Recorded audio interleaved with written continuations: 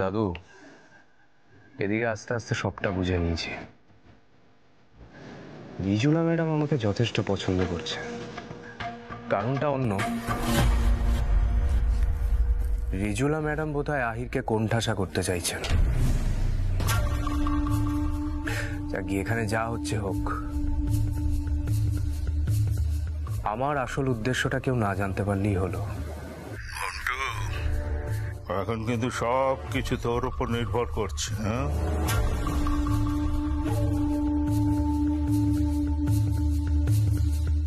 আমাদের মান সম্মান সব কিছু একদিন তুই ফিরিয়ে আনবি।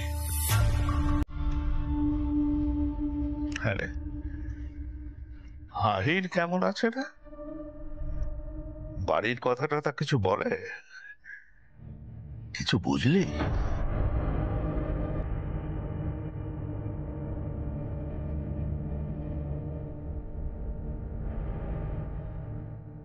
না দাদু, এ বিষয়ের সঙ্গে কোনো কথা হয়নি।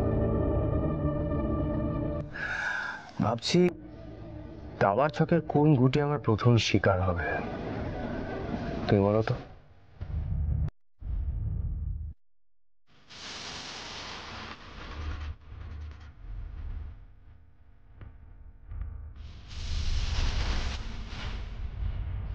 কি হলো দাদু, ভাবছো? কোনো ছোটখাটো বোরের চাল দিবি ঘন্টু, দেখবি একদিন ওই বোরেই রাজাকে ঘায়েল করেছে।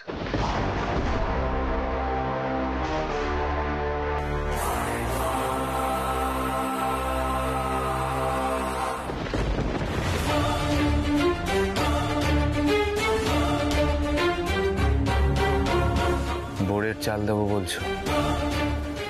বেশ, তাই হবে।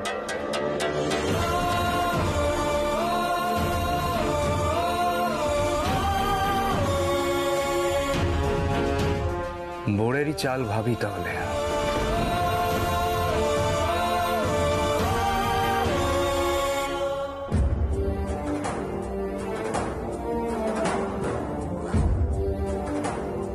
এসব কি কথা বলছেন মোল্লার বাবু?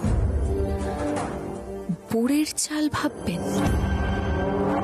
এমন ভাবে বলছেন যেন কোনো যুদ্ধ করছেন। অদ্ভুত, কেমন যেন মনে হয় উনি কোনো একটা মুখোশ পরে আছেন। কিন্তু কথা আমি কাকেই বা বোঝাবো? প্রমাণ করব কি করে যে ভদ্রলোক ভালো উদ্দেশ্যে আসেননি? আমার মন এই কথাই বলছে বজরঙ্গলী, উনি কোনো একটা ক্ষতি করবেন।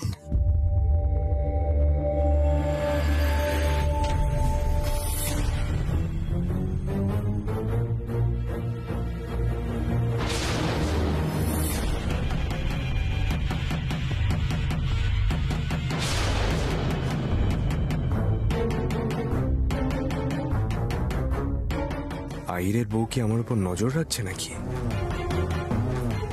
দাদুর সঙ্গে কথাবার্তা শুনে ফেলেনি তো? মেয়েটা বড্ড বেশি পাকা, বড্ড বেশি পাকা।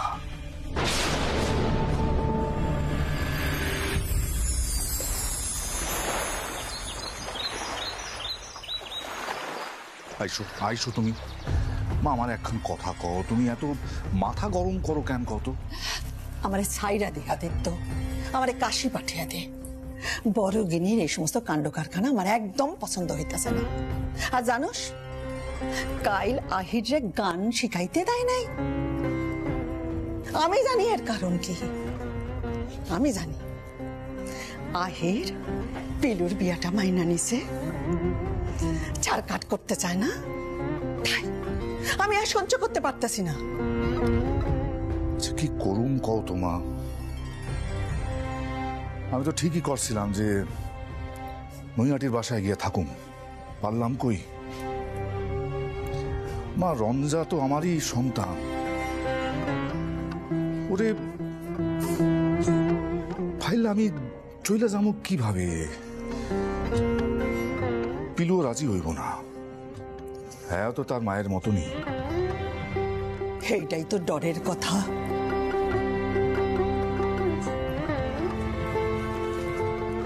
মায়েরই মতন আহিরের মঙ্গলের লিগা বড় গিন্নির পাতা ফাঁদে পেলু যেন পা না দেয়।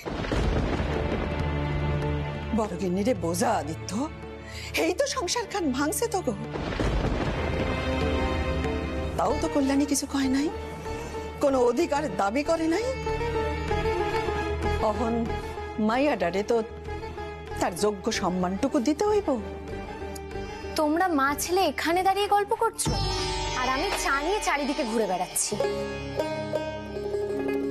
পিলু,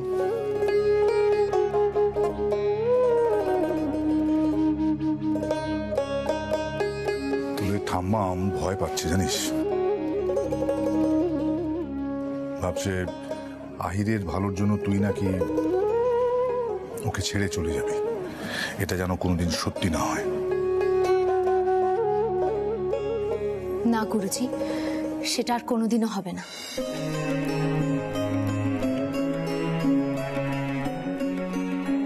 ঠাম্মা, ওস্তাদজি নিজে আমাকে বারণ করেছেন। তুমি দাঁড়াও, আমি চা দিচ্ছি। আদিত্য,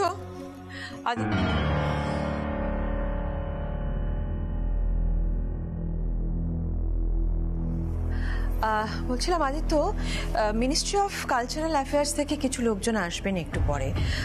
মিস্টার মিত্র, যিনি স্পন্সরশিপটা দেখেন, আমার রিকোয়েস্ট উনি নিজে আসছেন আজকে। তো তুমি একটু রেডি থেকো, মানে পোশাক আশাকগুলো ঠিকঠাক, রং টংগুলো একটু দেখে পড়ো। হ্যাঁ পিলু, বলছি কি পড়বো একটু বলে দিস আমাকে। হ্যাঁ, ও কি বলবে? মানে এইসব পোশাক আশাকের বিষয়ে ওর কি জ্ঞান আছে? আমি রঞ্জাকে বলছি, ও এসে দেখে দেবে। বুঝতে পারছি না, কল্যাণীর মেয়ে কি সবকিছুর মধ্যে ঢুকবে?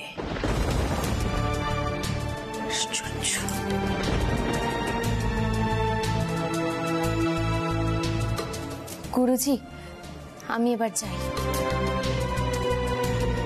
ওস্তাদজিকেও তো এখানে থাকতে হবে, উনি এই বিষয়ে কিছুই জানেন না।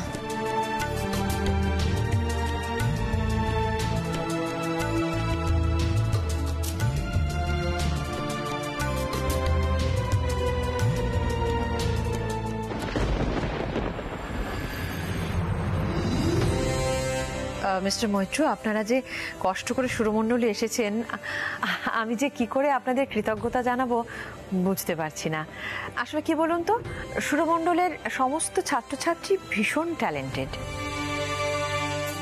এটা কিন্তু আপনি অন্যান্য যে কোনো গানের ইনস্টিটিউশনে গেলে পাবেন না। আসলে তার একটা কারণ আছে, কারণ পণ্ডিত আদিত্য নারায়ণ, মানে আদিত্য, নিজে সবাইকে গাইড করে। আমিও ওনার গানের খুব ভক্ত। তাছাড়া কি জানেন ম্যাডাম, সুরমণ্ডলের নতুন প্রতিভাদের নাম চারিদিকে ছড়িয়ে পড়ছে আস্তে আস্তে।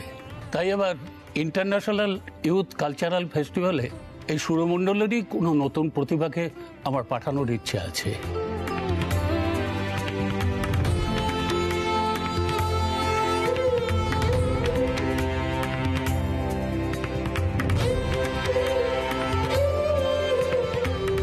বুঝলি নাই, আহিত এবার বিদেশে পাড়ি দেবে, নতুন প্রতিভাকে স্পন্সর করবে বলছে না। এবার শুধু দেখতে হবে আহিনটার লুকটা। আগে দেখ কি হয়। মানে কি হবে? নতুন ট্যালেন্ট মানেই তো আহিরটা সব থেকে যোগ্য। সেটা তো সময় বলে দেবে।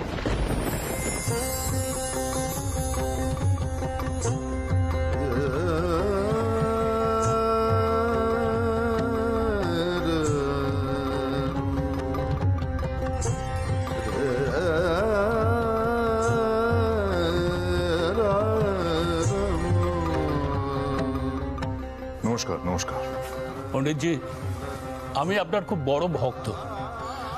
আগে আলাপ করবার সুযোগ হয়নি, তাই আজ চলে এলাম সুরমণ্ডলে। খুব ভালো করেছেন। বসুন মিস্টার মৈত্র, বসুন। ঠিক আছে। মিস্টার মৈত্র, এটা তো আমাদের পরম সৌভাগ্য যে আপনারা এসেছেন। তবে আগে কিন্তু মিষ্টি মুখ করবেন, তারপর এই সোহিনী, ঋতুজা, যা মিষ্টিগুলো নিয়ে আয়।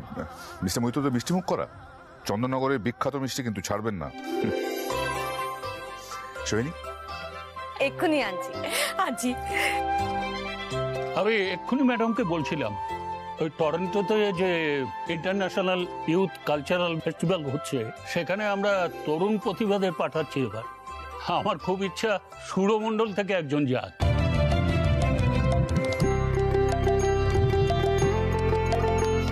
আপনাদের এই প্রতিষ্ঠানের সবচেয়ে ট্যালেন্টেড যে সিঙ্গার আছে, আমরা তার গান শুনতে চাই।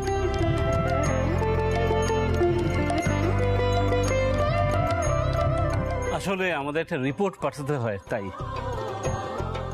হ্যাঁ হ্যাঁ, নিশ্চয়ই, গান তো আপনারা শুনবেনই। এই তো, আয় আয়।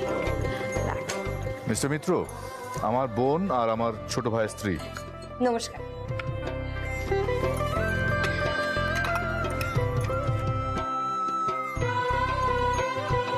খুব খুশি হলাম, কিন্তু এত মিষ্টি? না না, ওইটুকু মিষ্টি খেতেই হবে, না বললে চলবে না, কিন্তু সব কটা খেতে হবে। বেশ, গান শোনা মিষ্টি খাওয়া একসঙ্গেই চলুক তাহলে। পণ্ডিতজি, আমাদের হাতে সময় একটু কম।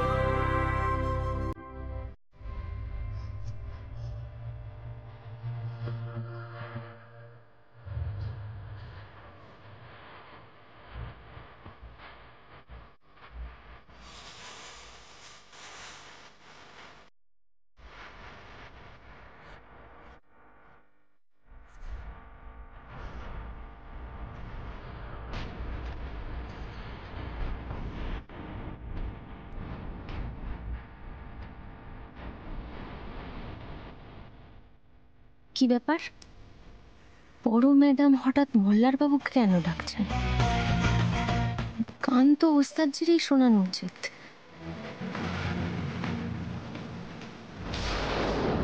রিজুলা, তাহলে ব্যবস্থা করো। মিস্টার মৈত্ররা তো গান শুনতে চাইছেন। আহির, আহির, একটু হারমোনিয়ামটা নিয়ে আসবার ব্যবস্থা করো না। পিলু, এইখানেই গানের ব্যবস্থাটা করে দাও। রঞ্জা, একটু হেল্প করো বেটা ওদের। হ্যাঁ মা, আমি হারমোনিয়ামটা নিয়ে আসছি। থাক, আমি যাচ্ছি।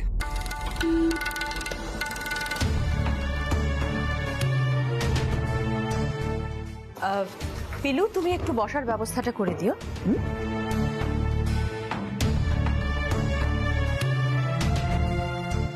এটা কি হচ্ছে? ওস্তাদজিকে হারমোনিয়াম আনতে বলছেন বড় ম্যাডাম? অবশ্য ওস্তাদজি তো প্রায়ই এসব কাজ করেন।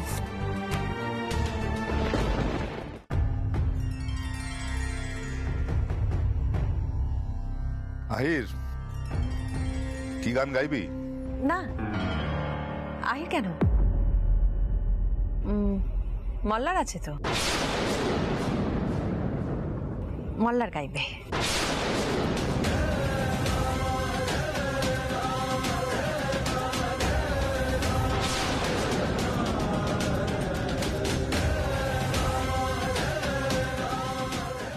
মল্লার, গুরুজিকে যে গানটা শুনিয়েছিলে সেটা আর একবার শোনাও।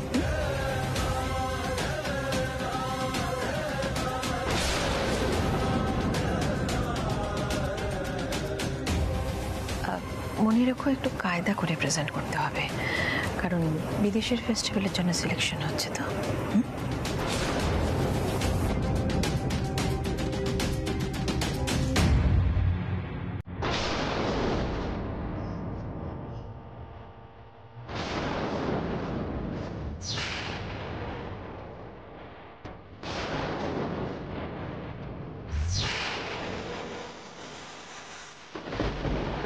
সর্বনাশ, হাতিটাকে দেখ। সে তো দেখতেই পাচ্ছিস হয়নি। ছেড়ে ছেড়ে দিদিভাই এটা কি করলো? আহিরকে না বলে মোল্লার।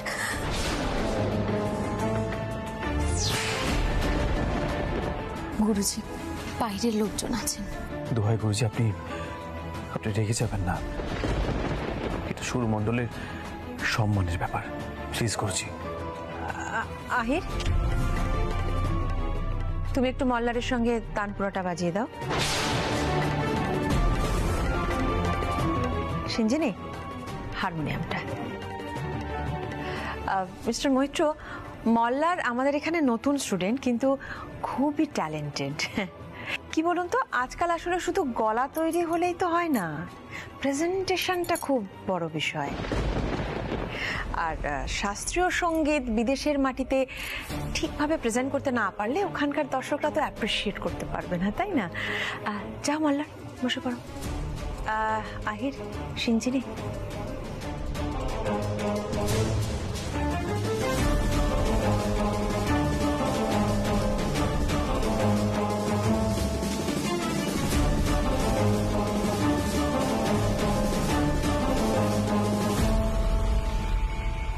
মামুনি, ওস্তাদজি কিন্তু ভেতরে ভেতরে ভেঙে পড়েছে।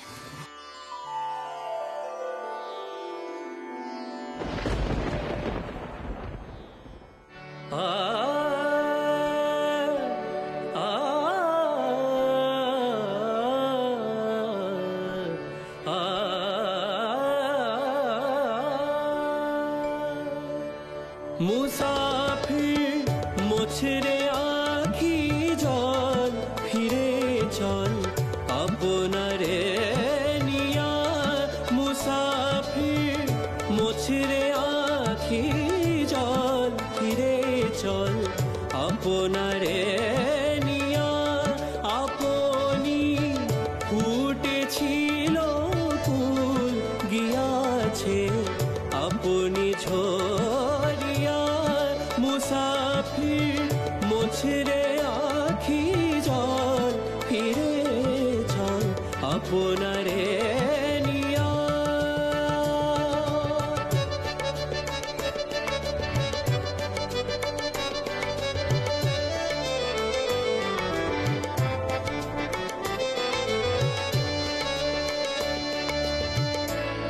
রে পাগল, এ কি দুরাশা, জলে তুই বাঁধিবি বাসা। রে পাগল, এ কি দুরাশা, জলে তুই বাঁধিবি বাসা। মেটে না হেথায় পিয়াসা, হেথায় নাই তৃষ্ণা দরিয়া। মুসাফির মোছরে আখি জল, ফিরে চল আপনারে নিয়া।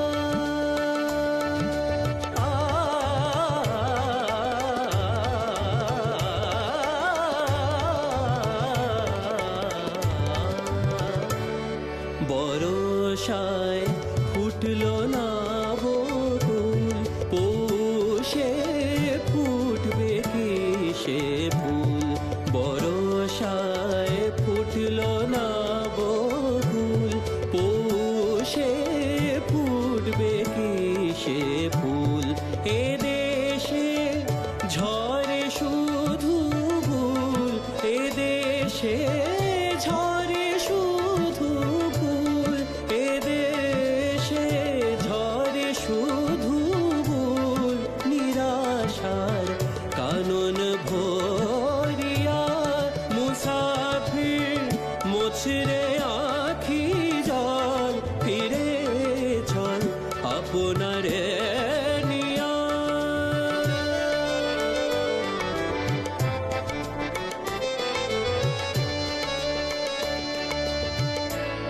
রে কবি, কতই দেওয়ালি জ্বালিলি, তোরালো জালি। রে কবি, কতই দেওয়ালি জ্বালিলি, তোরালো জালি।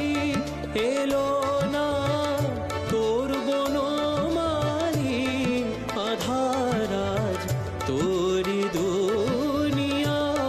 মুসাফির মোছরে আখি জল, ফিরে চল আপনারে নিয়া।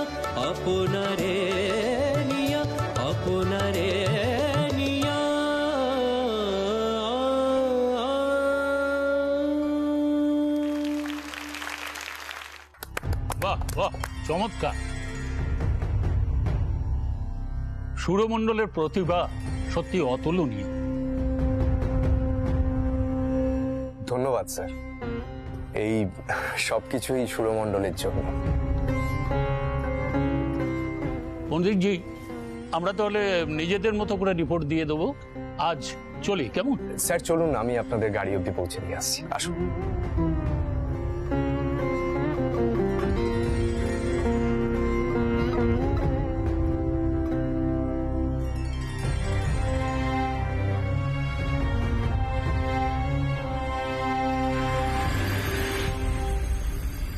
এটা কি হলো রিজুলা? হঠাৎ ওই নতুন ছেলেটা সুরমণ্ডলকে রিপ্রেজেন্ট করছে মানে? কেন? ও তো সুরমণ্ডলেরই ছাত্র। ভুলে গেলে নাকি তুমি? আদিত্য আজকাল আর শুধু গানটাই গাইলে চলে না, দিনকাল বদলেছে। এখন গানের সঙ্গে সঙ্গে লুক, প্রেজেন্টেশনের কায়দা কানুন, মানে যাকে তুমি চাকচিক্য কায়দাবাজি বলো, সেসবেরও প্রয়োজন হয়। কাজে আমি যেটা ঠিক বুঝেছি সেটাই করেছি।